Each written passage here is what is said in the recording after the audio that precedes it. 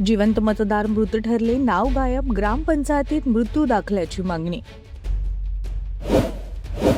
भंडारा जिल्ह्यातील अड्याळ येथे लोकशाहीला धक्का देणारी घटना समोर आली आहे. पोटनिवडणुकीदरम्यान सुमारे 200 ते 250 मतदारांची नावं मतदार यादीतून अचानक गायब झाल्यानं नागरिकांना मतदानापासून वंचित राहावं लागलं.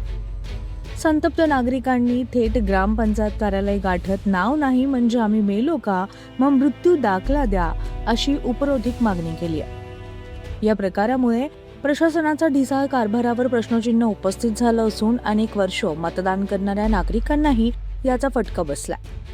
गावकऱ्यांनी या प्रकरणाची सखोल चौकशी करून दोषींवर कठोर कारवाईची मागणी देखील करण्यात येते. ग्रामपंचायत मध्ये कशाला यायला सगळे जण जे आमच्या वार्ड नंबर 2 मध्ये आहेत त्यांचे मृत्यू दाखला द्या. म्हणजे आता मृत्यू दाखला पाहिजे का? होटिंग नाही आली का? मृत्यू दाखला कोण देईल? कोण? सरपंच साहेब देतील. आता पटवाडी देईन जो करते तो. अच्छा, म्हणजे तू ग्रामपंचायत मध्ये मृत्यू दाखला मागायसाठी आलास? हा हो हो.